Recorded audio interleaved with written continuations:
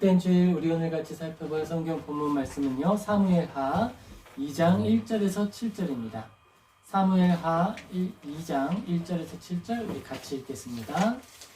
그 후에 다윗이 여호와께 여쭈아르되 내가 유다 한 성읍으로 올라가리이까 여호와께서 이르되 올라가라. 다윗이 이르되 어디로 가리이까 이르시되 헤브론으로 갈지니라. 다윗이 그의 두 아내 이스라엘 여인 아히노암과 갈멜 사람 나발의 아내였던 아비가일을 데리고 그리로 올라갈 때에 또 자기와 함께한 추종자들과 그들의 가족들을 다윗이 다 데리고 올라가서 헤브론 각 성읍에 살게 하니라.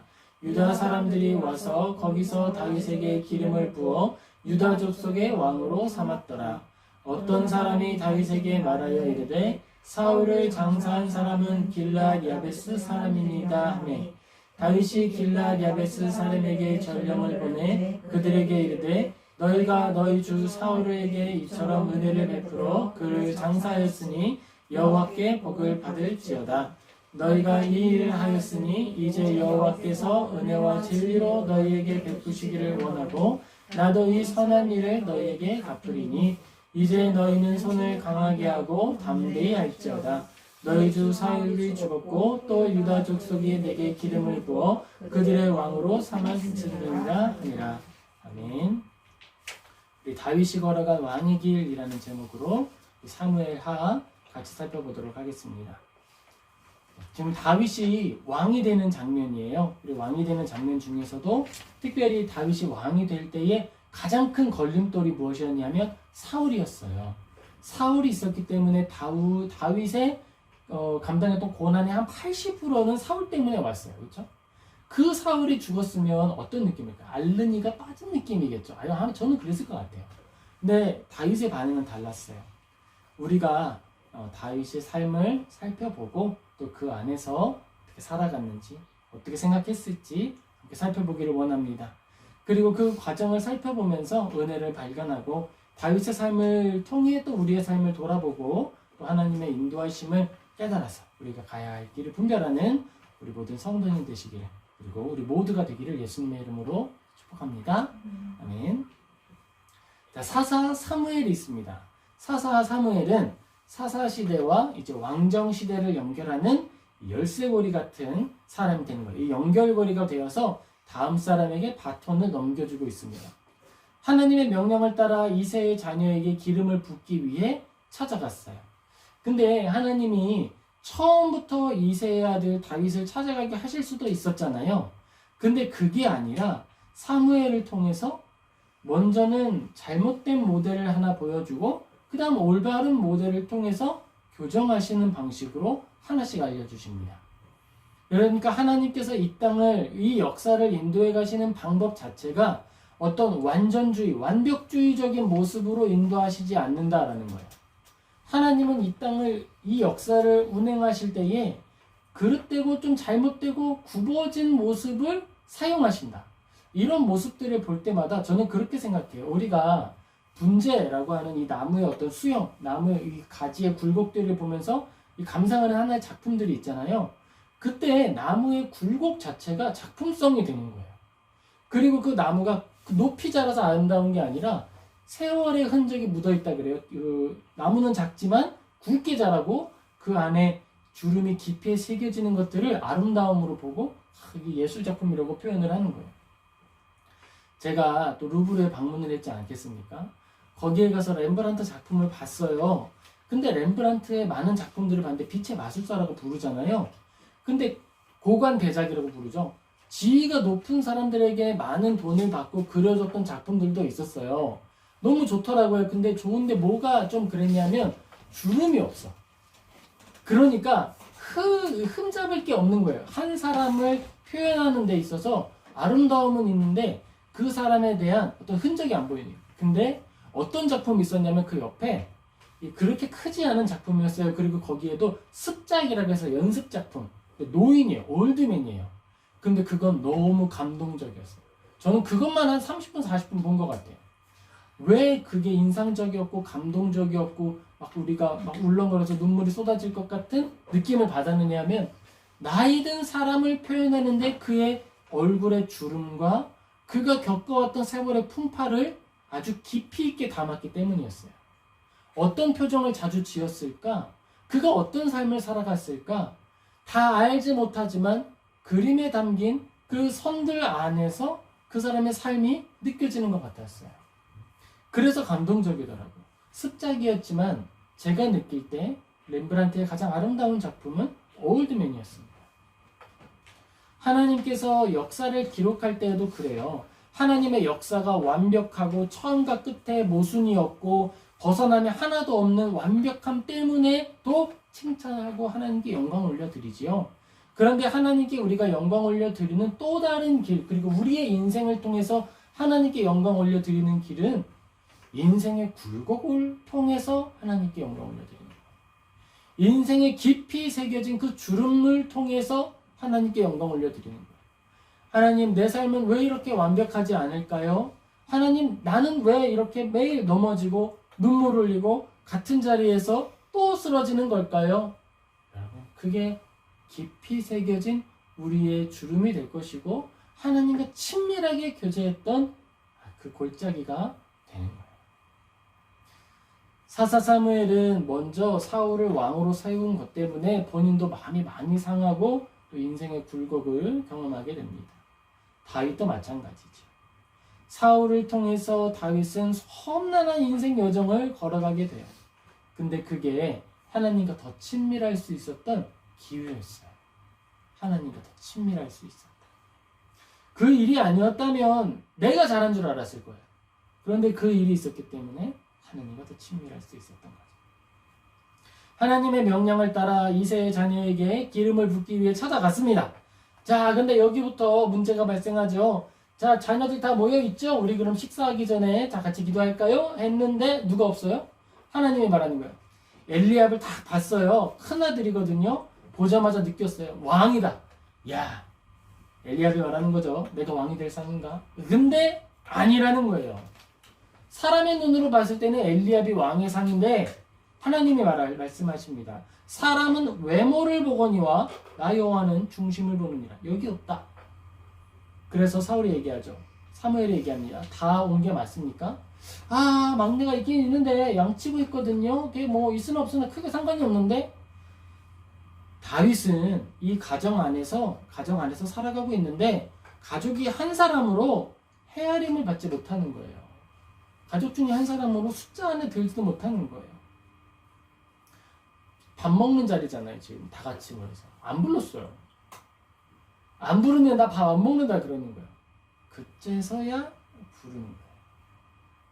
이새는 양을 치고 있는 다윗을 불러들일 생각도 하지 않았고요. 다 사무엘이 불러오라고 하니까 그때 와서 밥도 먹고 기름 부음도 받았습니다. 여러분 어때요? 자, 기름 부음을 받았으니까 이제 어떤 인생이 펼쳐져야 될까요? 우리가 하나님 앞에 살다 보면 때때로 나의 마음에 감동이 팍 하고 꽂힐 때가 있어요. 아, 이게 하나님의 뜻이구나. 이게 하나님의 일이구나. 내가 여기에 목숨 걸어야 되는구나. 탁 들어올 때가 있어요. 이거는 초월적인 이성의 영역이기 때문에 설득의 과정이 생략돼요. 하나님이 충분히 설득하실 수 있고 알려주실 수 있잖아요. 근데 그 부분이 생략돼요. 그 생략된 부분은요, 인생을 통해 알려주십니다. 채워주세요, 그 부분을. 그래서 살아낸 후에 알게 되는 거예요. 이래서 하나님이 허락하신 거였구나. 아멘. 주님을 찬양합니다. 이런 방식으로 순서가 좀 달라질 수 있어요. 다윗에게도 그 일이 똑같이 있었죠. 기름 부음을 받았어요. 나 기름 부음 받았구나. 왕이 될 거구나. 근데 지금 뭐 하는 거예요? 아빠가 이제 사무엘 갔어요. 야, 빨리 양 쳐, 양. 달라진 게 없어요. 일상이 반복됐습니다. 나 밥도 못 먹고 양돌 보고 있었는데 사무엘 가니까 왕 바로 되는 게 아니고 양치러 가야 되는 거예요. 일상이다라는 거야. 일상. 우리가 하나님의 뜻을 따라 하나님의 뜻을 이뤄내는 일을 위해서 해야 하는 일은 일상을 살아내는 일이에요. 다윗이 이렇게 말했다면 어땠을까요? 아빠 어떻게 이렇게 하실 수가 있어요? 잠깐. 아빠 머리에 손대지 마세요. 여기 기름 부음 받은 머리예요. 이 머리에 손대지 마시고 저한테 양치라고요? 우리 아버지 이거 정말 모르시네. 제가 무려 기름 부음 받았다니까요. 이제 양은 저기 엘리압 형한테나 좀 시키시죠? 그렇게 할 수가 없는 거예요. 아빠는 어제와 같이 오늘 나에게 해야 할 일을 이야기하고 내가 할 일은 순종인 거예요. 하나님이 나에게 기름 부으셨다라고 하는 사건은요, 하나의 추억으로 지나가는 것처럼 느껴질 수 있는 거예요. 이상하다, 나 기름 부음 받았는데 아리송한 느낌을 받으면서 일상을 살아가는 거예요.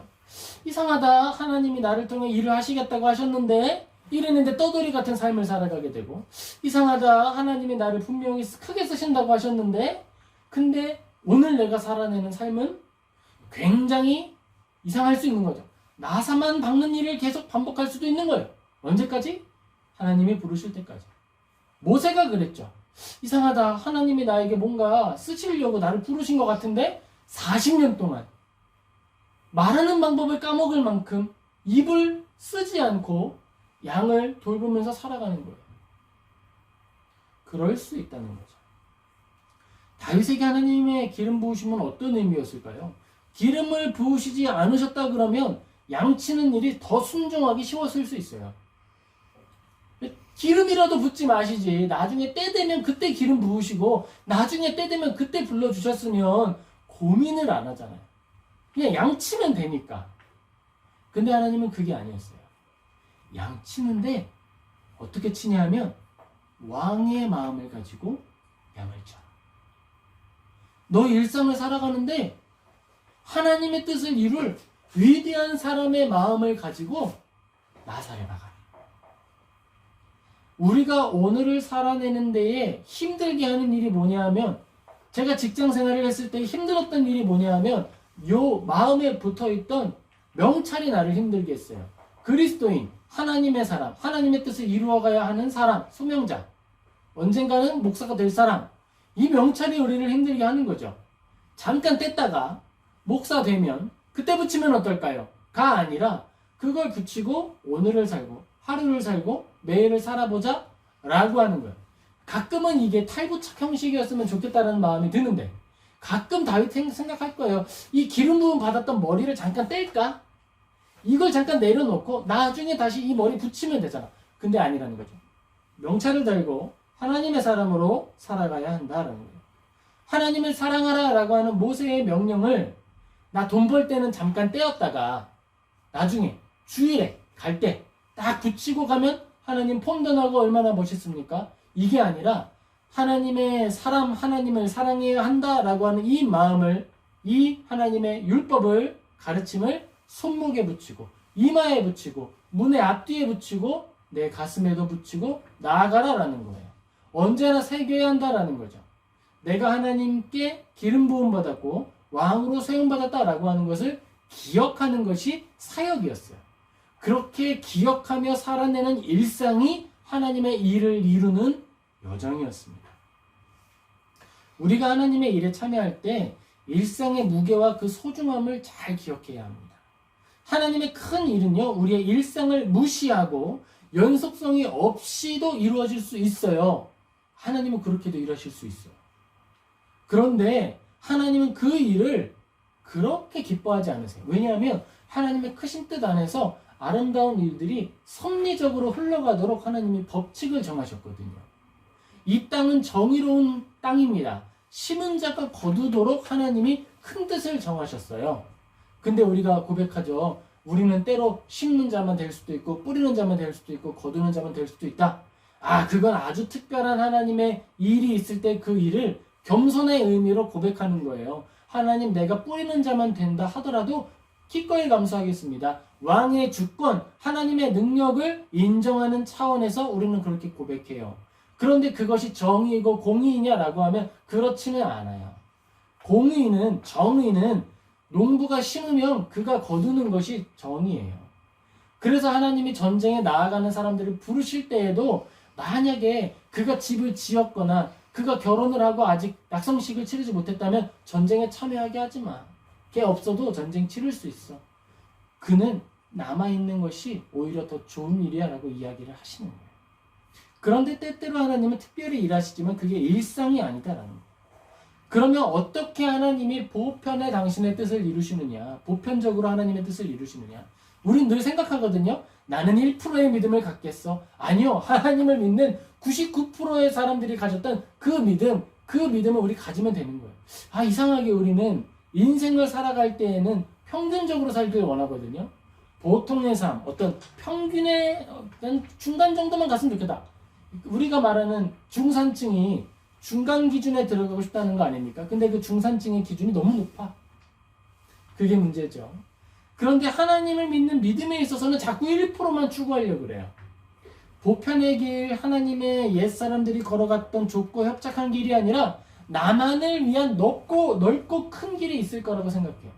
재물과 하나님을 겸하여 섬길 수 없을 거라 그랬는데 나에게만 허락된 1%의 길이 있을 거라고 생각해요. 근데 그렇지 않아요.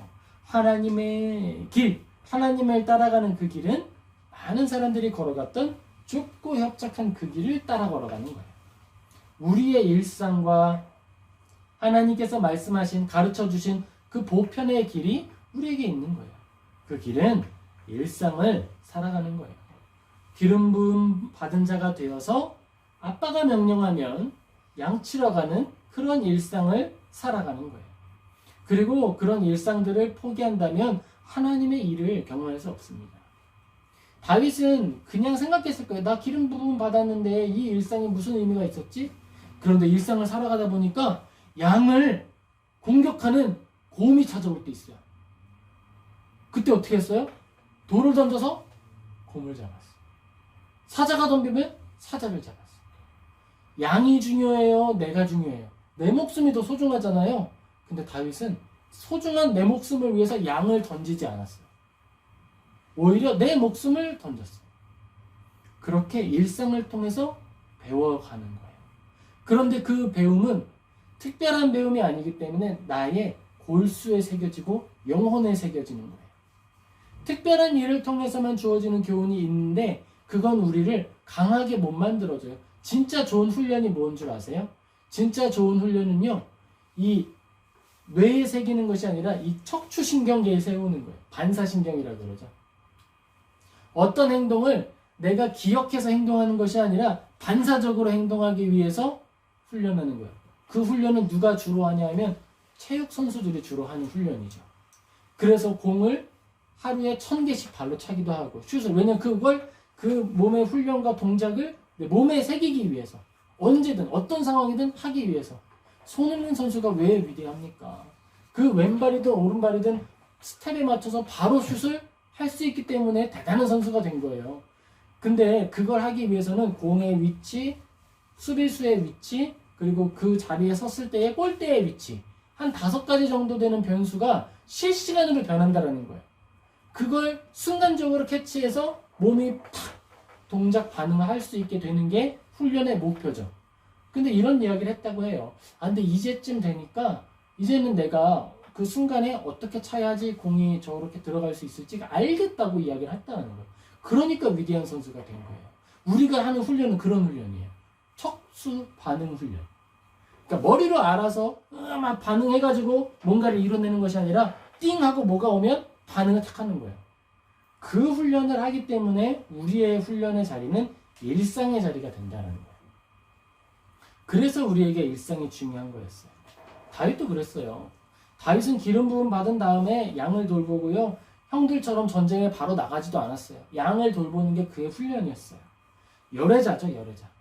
무리에 끼지 못하는 사람. 늘 주변이. 그리고 이제 아빠가 부릅니다.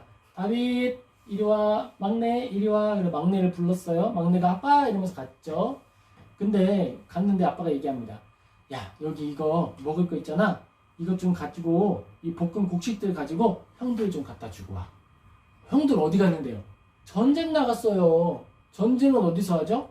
어딘지는 모르지만 국경에서 할 거 아니에요. 최소한 이 도시에서 하진 않을 거 아니에요. 저 변두리까지 갔다 오라는 거예요. 누구를 위해서? 형들 위해서.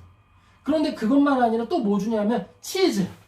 왜냐면 치즈를 이렇게 준비해가지고, 야, 치즈 이거 있지? 이거는 천부장님들이 있을 거야. 거기에 1000명을 관리하는 사람들, 장군이죠. 그 사람들한테 가서는 이 치즈 좀 주고 와. 주는 거예요. 다윗 혼자. 아빠랑 같이 가자도 아니에요. 다윗 혼자. 갔다 와라. 그리고 형들한테 잘 있습니다 라고 하는 어떤 증거들을 좀 가지고 와. 이렇게 이야기를 하는 거예요. 그때 또 이렇게 말할 수 있겠죠. 나 기름 부음 받은 사람이라고요. 한두 번도 아니고 몇 번이에요. 아니라 바로 가는 거예요. 어때요, 여러분? 너무 예쁘지 않아요? 형들이 다윗을 이렇게 본다 그러면 어떤 마음으로 반응을 하는 게 좋을까요? 야, 우리 동생이 우리 이쁜 막내가 나를 위해서 볶은 곡식도 가져오고 또 우리 장군님들을 위해서 치즈도 가져왔거나 칭찬해주고 머리 쓰다듬어주고 엄청 하하호호 아름다운 가정의 모습이 있었으면 야, 역시 왕의 가족들은 화목하구나 라고 말할 수 있겠죠. 어떻게 반응했어요? 저 멀리 다윗이 옵니다. 다윗이 오는데요, 엘리압이 딱 말하는 거예요. 뭐라고 말했을까요? 야, 이 다윗 자식아, 너 지금 어째서 여기 온 거야? 너 양은 어떻게 하고 여기 왔어? 이러는 거예요. 너무 현실적이다, 그쵸? 너무 현실적인 거 아니에요? 지금 예쁜 동생이 막내가 들고 왔는데 너희 자식아 양은 어디다 두고 왔어? 이렇게 말하는 게 이 친형의 찐친형의 반응이죠. 이 드라마가 아닌 거예요. 성경은요, 리얼리즘이고요, 하이퍼 리얼리즘이에요. 포장이 요만큼도 없어. 포장할 만하잖아요. 다윗 위대한 왕인데 포장이 없어. 포장. 찐친의 바이브가 느껴지고 있습니다. 자, 그러면 이제 다윗이 어떻게 반응을 할까요? 야, 우리 위대한 다윗이면 기름 부음도 받았고 역사상 가장 위대한 왕이 될 다윗인데 형이 저렇게 반응하더라도 다윗은 달랐겠지. 기름 부음까지 받았는데 허허허, 형, 제가 형들을 위해서 이 볶음국수도 가져오고 이 치즈는 천부장님들을 가지기 위해서 왔는데 그렇게 말씀하시니 허허허, 그럴 수도 있죠. 이렇게 반응을 했을까요? 아니었어요. 제가 이유가 없지 왔겠습니까? 이렇게 말을 해요. 우리 식으로 하면 어떨까요? 내가 오고 싶어 왔어요, 형. 이러는 거죠.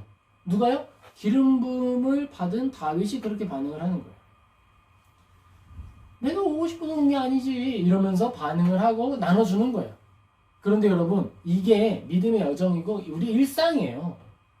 다윗이 왕이 되는 여정을 살아냈는데 이런 이런 과정을 통해서 왕이 됐어요. 형들하고 막 이렇게 막 거룩하고 찬양하고 맨날 찬양하고 할렐루야 막 이러면서 목소리 막 쉬어가지고 아멘 이러면서 다윗이 왕이 된 게 아니라 왜 이래 이러면서 살아가고 그렇게 왕이 됐다라는 거예요. 하나님의 부르심은 단번에 사람을 연극 배우로 만들지 않습니다. 단번에 이상하게 연극하는 사람처럼 만들지 않아요. 하루를 살아가고 어제와 같은 삶을 사는데 뭐가 달라졌어요? 정체성이 달라졌어요. 일상을 살아가는 마음의 태도가 달라졌어요. 부름받은 내용이 달라졌어요. 그랬더니 다리에 모래 주머니를 차고 뛰는 것처럼 똑같은 일상을 살아가는데 영적 체력이 점점점 활성화되는 거예요. 우리의 믿음 생활과 우리의 일상도 그렇습니다. 하나님이 부여해 주시는 새로운 정체성을 가지고 살아갈 때 우리의 체력이 달라지고 영적인 근력이 길러지는 거예요. 그런데 그 명찰을 떼고 모래주머니를 떼는 순간 그 체력의 향상은 기대하기 어려워지는 거죠. 다윗은 이렇게 살아갔어요. 근데 여기서 놀라운 일이 발생합니다. 뭐냐면 형들이랑 이렇게 티키타카 하고 있는 거예요. 뭐 형은 왜 나한테 맨날 이러고 있는 거야. 엘리압 형은 정말 너무해. 나한테 한 번도 예쁜 말 해준 적이 없어. 진짜 이러면서 이제 털레 또 온게 돌아가야 되잖아요. 가깝진 않을 거예요. 또 털레 돌아가야 되는데 저기 멀리서 기분도 상해 있는데 멀리서 소리가 들리는 거예요. 야, 이 이스라엘 자식들아, 너희들은 나를 이길 수 없다. 이러면서 막 키 크고 덩치 크고 아무도 들지 못할 큰 칼 들고 있고 큰 창 들고 있는 사람이 있었습니다. 지금 중요한 사건이 일어났어요. 근데 사실 형들의 마음도 이해는 돼요. 왜냐면 여긴 전쟁터잖아요. 그러니까 형들이 얼마나 생명을 걸고 싸웠겠어요. 그러니까 예민해져 있고 좀 까칠해져 있죠. 근데 이 엘리압은 아마 원래 성격이 좀 그랬을 것 같아요. 그리고 다윗도 먼 길을 왔잖아요. 먼 길 왔으면 한 번 다독여주고 했으면 좋았을 텐데 나도 힘들고 지치고 짜증이 나 있는데 형이 그렇게 하니까 락한 거죠. 본심은 아니었을 거예요. 평소에는 마음이 넉넉했을 때에는 더 멋진 다윗의 반응과 형들과의 즐거운 우애도 있었겠죠. 지금 이 장면이니까 그런 거지. 근데 그 상황에서 지금 다윗이 뭔가 지금 띡하고 이 힘줄이 솟아 있는데 저 멀리서 골리앗 놈이 이야기도 하는 거예요. 저건 또 뭐야? 저건 또 뭔데 저러는 거야? 나아가는 거예요. 사울에게 갑니다. 저 보내주세요. 아, 저거 뭐 별것도 아닌 거 가지고. 가가지고 돌을 돌려서 던졌고 골리앗을 죽였습니다. 제가 양을 돌보는 사람인데요. 저 양 돌볼 때 곰 달려오면요. 곰도 죽이고요. 사자 달려오면 사자도 죽이고요. 아무튼 뭐 가만두질 않았어요. 저거 별것도 아니에요. 나아갔고 이겼어요. 그에게 양을 치면서 경험했던 수많은 사건들, 감히 양을 공격해? 그리고 양을 치면서 묵상했던 하나님의 말씀들이 없었다면 이 특별한 사건이 나타날 수 없는 거예요.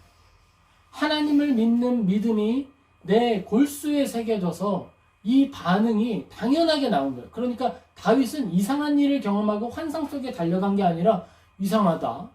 내가 믿는 하나님은 당연히 싸워서 이기게 하시는 분인데 뭐가 문제인 거지? 다윗은 오히려 이해가 안 되는 거예요. 나아가지 않는 사람들이 이해가 안 되는 거예요. 그래서 나아갔어요. 그리고 이겼어요. 믿음이 없는 사람들이 봤을 때에는 특별한 사건이 나타난 것이지만 다윗에게는 일상의 연속인 거예요.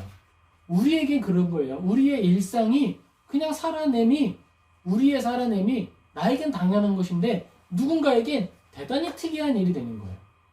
성경을 묵상합니다. 성경 묵상하는 게 전 10년 됐어요. 10년 더 됐죠. 매일매일 처음에는 매일 성경을 가지고 묵상을 하고 그 다음에는 1년 1독이라고 하는 큰 일정을 가지고 성경을 묵상해 갔어요. 근데 그게 쉽지가 않은 거예요. 글로 만들어내는 게.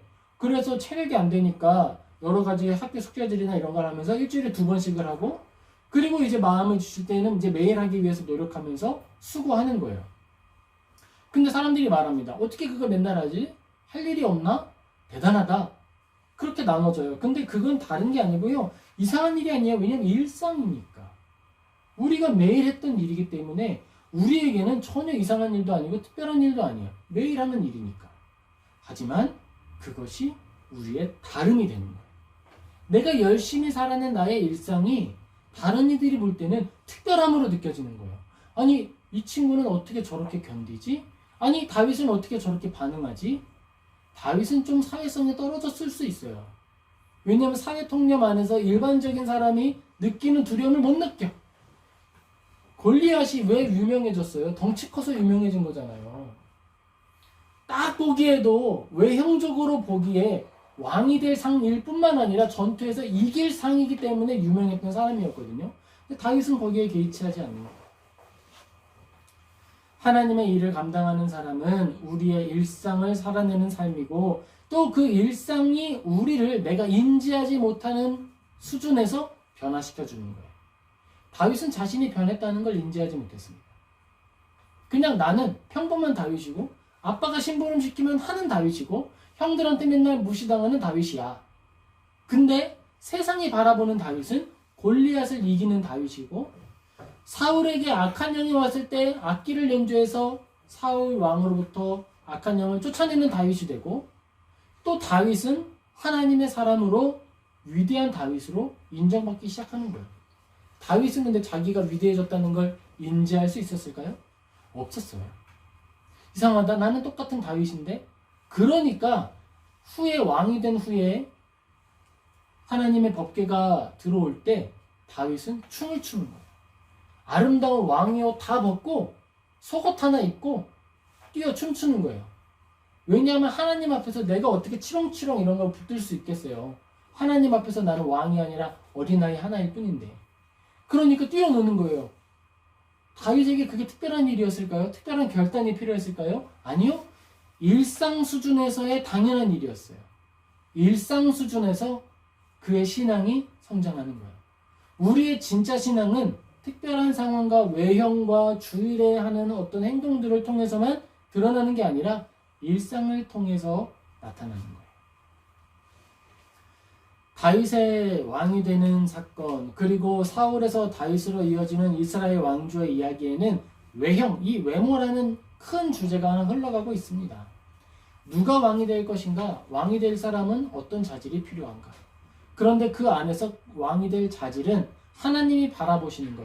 너희들은 외모를 바라보지만 나는 내면을 바라본다 라고 하는 내면의 변화는 특별한 하루의 변화가 아니라 일상의 변화라고 하는 것을 우리는 발견하게 되는 거예요.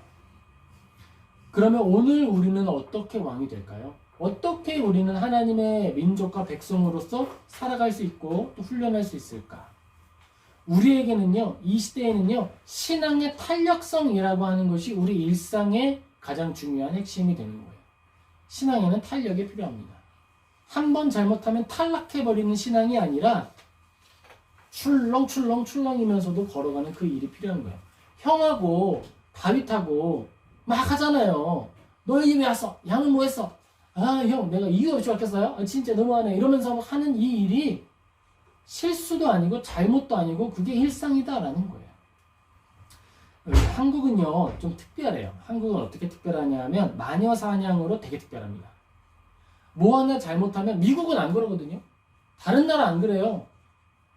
스캔들이나 여러 가지 문제가 있다고 해서 그 사람이 완전히 그냥 추락해버리고 자살하고 이런 문화가 이진의 문화예요. 사회적인 이진의 문화가 있어요. 근데 이 시대를 살아가는 우리는 좀 달라요. 왜냐하면 어떤 연예인의 스캔들이 나오고 여러 가지 일이 있으면 꼭 뭐가 있냐면 그게 우연의 이치라고 생각을 해요. 다른 정치적 이슈가 꼭 있더라고. 그래서 오히려 그런 스캔들이 딱 나오면 뭘 봐요? 다른 기사 뭐 있어? 지금 뭐가 지금 감춰지고 있는 거야? 이렇게 보는 관점도 있어요. 그런데 십자가의 능력을 쥐고 살아가는 우리들은요, 신앙의 탄력성을 가지고 일상을 살아가야 되는 거예요. 그러니까 나에게도 가혹하고 남에게도 가혹해요. 한국은 그래요. 그리고 내가 가지고 있는 기준을 남한테 자꾸 강요해요. 제가 이제 스레드를 합니다. SNS를 하고 왜 교회 알리고 막 이렇게 복음 전하고 하니까 묵상 나누기 위해서 해요. 그러면 자기가 가지고 있는 스테레오타입을 강요하는 거예요. 목회자인데 왜 그렇게 반응을 합니까? 웬 스레드는 어떤 문화냐면 반말하는 문화예요. 거기에는요, 소셜 매너가 그냥 평어체를 쓰는 거예요. 힘내, 잘했어, 생일 축하해. 거기 가서 목사라고 목소리 깔고 할렐루야 하면서 생일 축하합니다. 하나님께서 당신에게 큰 은혜 내려주시기를 간절히 기도합니다. 이러면은 안 된다고, 적응 못 한다고요. 생일 축하해 이렇게 말하는 게 거기에 매너예요. 그런데 거기다 대고 댓글을 다는 거예요. 목사가 목사답지도 않고 제대로 뭐 하지도 않고 막 하면서 막 욕을 막 잔뜩 따라. 그럼 욕을 잔뜩 하는 그대는 그리스도인인가? 주여. 이 생각을 하게 되는 거예요. 그런데 아니라는 거죠. 우리는 하나님께서 주신 일상을 살아갈 때 그 안에서 가장 아름다운 모습으로, 일반적인 모습으로 반응하는 거예요. 내가 목사니까 어디 가서 항상 정장만 입고, 내가 목사니까 어디 가서 늘 목소리 한 2톤, 한 3톤 내려가지고 할렐루야 이러면서 우리 자매님들과 함께 신앙생활을 하는 것이 나에게는 그런 기쁨입니다. 그러면은 그거는 가식이죠.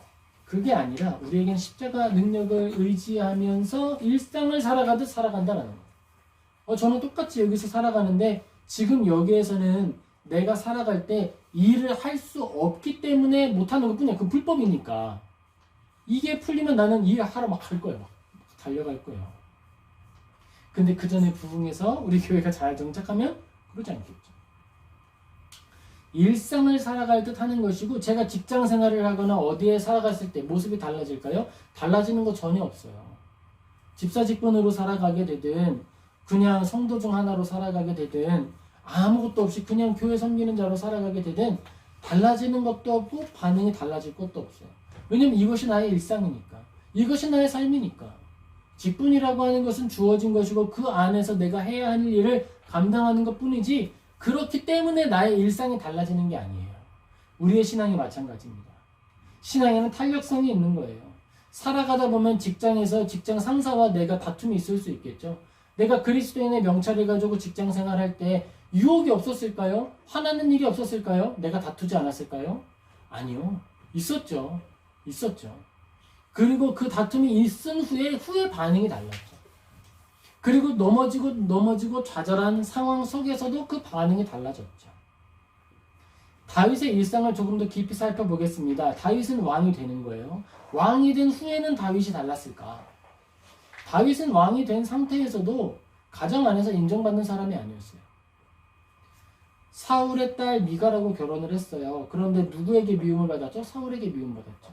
그래서 도망자 신세가 됐죠. 미갈이 다윗을 살려주기 위해서 다윗을 내보내줬어요.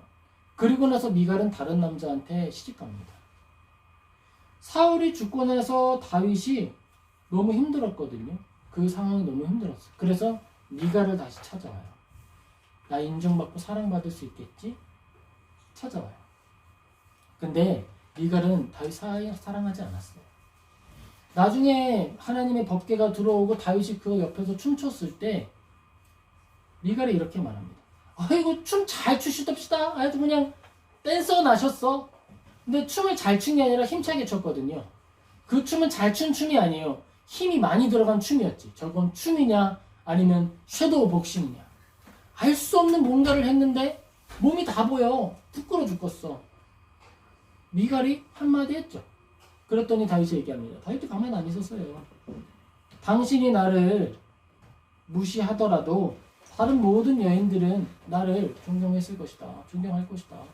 그리고 다시는 미갈 보지 않아요. 다윗한테 큰 상처죠. 그리고 그 후에 우리아의 아내를 보는 거예요. 그리고 우리아를 죽이고 우리아의 아내를 취했습니다. 넘어짐이 있어요. 연약함이 있어요. 왕이 됐다고 해서 다윗이 뭐 된 사람이 아니에요. 왕이 된 것은 하나님이 그에게 허락하신 것이고 그가 일상을 실패했을 때 똑같은 연약함이 그대로 반복되는 거예요. 그러면 한국 사회였으면 어떻게 됐을까요? 다윗 특검해야 된다. 다윗 스캔들 났다. 다윗 빨리 버려야 된다. 하나님이 버리지 않으셨는데 누가 다윗을 버립니까? 회개함이 있는 거예요. 나단이 찾아가고 하나님의 말씀을 들려줬을 때 다윗은 회개했고 하나님은 그 회개를 받고 모든 것을 다시 제로에서 시작하게 하시는 거예요. 일상의 회복이고 신앙의 탄력성입니다.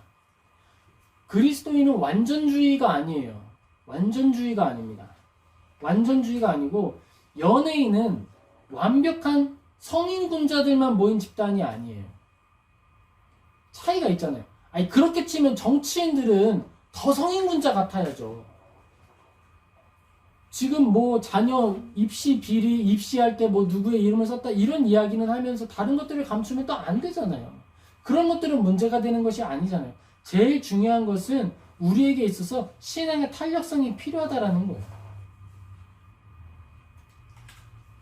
우리가 이 땅을 살아갈 때 하나님의 이름을 가지고 나아갈 때 기억해야 하는 것이 있습니다. 막 몰아세워가지고 막 착취하는 것이 아니에요.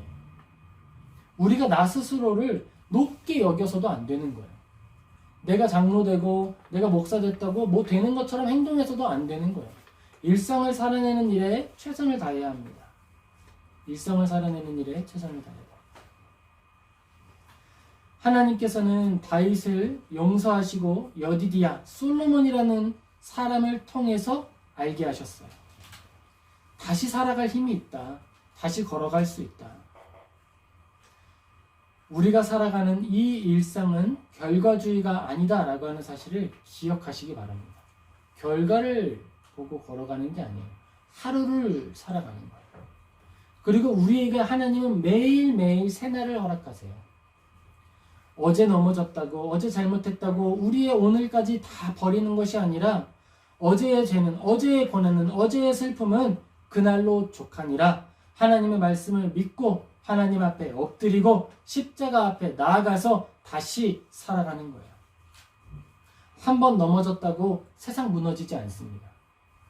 우리가 그렇게 새 힘을 얻고 나아가는 거예요. 그런데 여기에서 대단히 중요한 것이 있어요. 그것은 회개예요. 오늘날 우리에게, 오늘날 교회에 가장 필요한 것이 있고 회복해야 하는 것이 있다라고 하면 회개의 은혜가 필요합니다. 사람들의 양심이 불편해할 것이다 라고 하는 마음 때문에 회개를 가르치지 않았더니 어떻게 되냐면 회칠한 벽이 되고 있어요. 사람들에게 듣기 좋은 말만 하고 죄가 아니다 라고 말하기 시작했더니 회개가 없으니까 양심에 찔릴 것 없고 좋겠죠. 근데 교회가 아니게 됐어요. 그게 아니에요. 다윗이 하나님께 부름받은 사람이기 때문에 그에게 있어서 하나님의 말씀을 전하지 않는 것이 아니라 더욱 필요했다라는 거예요. 우리가 하나님의 사람으로 부름 받았기 때문에 하나님의 말씀이 이제는 필요 없다가 아니라 더 필요하다라는 거예요. 우리가 늘 완전하고 완벽하다라고 자신할 수 없기 때문에 더더욱 하나님의 은혜를 붙들어야 한다라는 거예요. 막 죄 짓고서 아무렇게나 살아라가 아니라 우리는 언제든 죄 지을 수 있기 때문에 하나님의 말씀이 필요하다라는 이야기를 하고 있는 거예요. 언제든 하나님의 은혜가 없이는 넘어질 수 있기 때문에 우리는 은혜를 붙들어야 한다라고 강조하고 있는 겁니다. 누구든지 실패할 수 있다라는 거예요. 누구든지 신음할 수 있다라는 거예요. 하지만 우리의 다른 점은 남들이 실패하지 않기 때문에 나는 다르다 이런 완전주의가 아니라 우리도 똑같이 실수할 수 있지만 뭐 할 수 있다? 죄를 인정할 수 있다라는 거예요. 죄를 인정하지 않으면 기독교인이 아닙니다. 죄를 고백하지 않으면 회개함이 없습니다. 그리스도인이 가장 많이 회심하고 교회가 가장 활발했던 평양 대부흥이라고 했을 때 그 부흥의 내용은 설교 잘했던 한 사람이 등장한 게 아니라 회개의 역사였어요. 교회의 회개가 회복되었을 때 부흥했습니다. 미국에서 조나단 에드워즈를 통해 나타났던 대각성 운동의 핵심은 회개였어요. 회개 운동이었어요. 언제나 하나님의 말씀이 선명하게 드러날 때 그 옆에 가장 분명하게 드러났던 것은 죄였습니다. 하나님의 말씀이 선명하게 드러난 자리에 죄의 선명함이 드러나는 거예요. 죄가 너무 더럽고 죄가 너무 지저분한데 그게 교회 안에 드러났다고 해서 문제가 되는 게 아니라 회개하지 않을 때 문제가 되는 거예요. 죄가 드러날 수 있죠. 드러나야 하고요. 그렇다고 해서 그에게 돌 던지고 다 내쫓고 다 던지고 죽이는 것이 아니라 회개할 수 있도록 기회를 주는 거예요. 회개함의 시간을 주고 그걸 가르치지 않고 그걸 이야기하지 않으면 일상은 변화될 수 없습니다. 하나님의 말씀을 주야로 묵상했던 다윗의 생애를 생각해 보세요. 말씀 많이 묵상했더니 다윗이 죄 안 짓던가요? 아니요. 광야에서 양치면서 말씀을 묵상하고 하나님 말씀이 너무 달아요 라고 했던 다윗도 이렇게 심각한 죄를 지을 수 있어요. 하물며 우리는 어떨까요? 그렇기 때문에 우리는 더더욱 일상을 힘써야 되는 거예요. 더더욱 일상의 훈련을 해야 하는 거예요. 그 훈련의 내용은 무릎 꿇는 훈련인 거예요. 다른 훈련이기보다 무릎 꿇는 훈련인 거예요. 우리는 본성상 어떻게 하냐 하면 덤불로 숨으려고 해요.